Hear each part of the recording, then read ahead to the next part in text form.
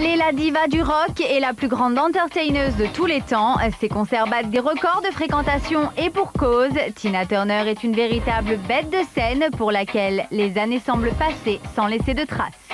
Retour sur l'incroyable parcours de la plus grande rockstar au féminin.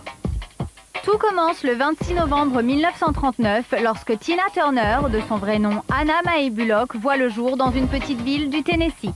Anna s'intéresse à la musique dès son plus jeune âge, mais c'est sa rencontre avec Ike Turner qui va donner à sa carrière son premier élan. J'étais déjà connue à Saint-Louis et j'étais toujours étudiante au lycée, j'étais très jeune donc.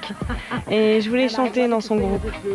J'étais trop jeune pour aller en boîte et j'ai commencé à maquiller pour pouvoir y entrer. Et quand je l'ai finalement rencontré, je lui ai demandé si je pouvais chanter pour lui. Il m'a répondu oui, je t'appellerai. Et bien sûr, il ne m'a jamais appelé. Et un soir, un des musiciens m'a tendu le micro et j'ai commencé à chanter. Et waouh! Et c'est comme ça que ça a commencé. 1962, Anna, rebaptisée Tina, épouse Ike Turner. La revue du couple est alors acclamée par le public et saluée par des pointures telles que les Rolling Stones, David Bowie ou encore James Brown. Mais à la fin des années 70, le succès n'est plus au rendez-vous. L'addiction de Ike à la drogue fait sombrer le groupe. Tina révélera plus tard dans son autobiographie « Moi, Tina », avoir subi des violences physiques répétées durant toute la durée de leur mariage. En fait, j'ai eu le visage enfoncé par les coups. Et je n'ai rien fait pour arranger ça. J'ai laissé couler parce que je pouvais vivre comme ça. Et puis j'ai commencé à avoir des problèmes au sinus. Et j'imagine que les nombreuses cicatrisations... Il vous a frappé le nez? Oui, plusieurs fois. Mais il n'a jamais été cassé, juste endommagé.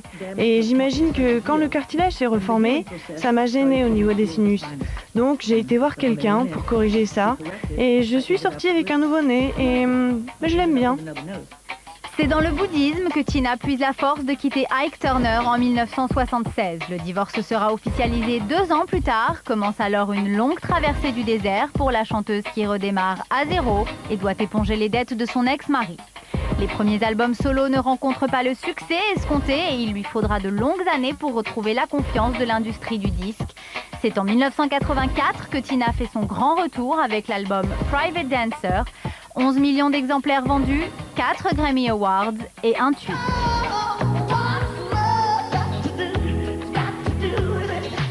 Suivront d'autres hits, des duos avec David Bowie, Mick Jagger ou encore Eros Ramazzotti, mais aussi de nombreuses tournées en 86, 89 et 95 qui battent des records en nombre de billets vendus. Pourtant, en 2000, elle annonce sa dernière tournée mondiale, 24/7, une nouvelle occasion de faire son show et de prouver à tous qu'elle reste la meilleure entertaineuse sur scène.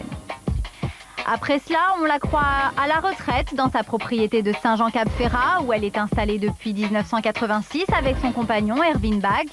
Mais en 2007, à l'occasion de la 50e cérémonie des Grammys, on retrouve une Tina plus en forme que jamais lors d'un duo endiablé avec Beyoncé. Une performance saluée par la critique et le public qui la poussera à revenir sur scène une nouvelle fois. Et la star ne fait pas les choses à moitié puisqu'entre octobre 2008 et avril 2009, elle livrera une série de concerts grandioses à travers les États-Unis et l'Europe.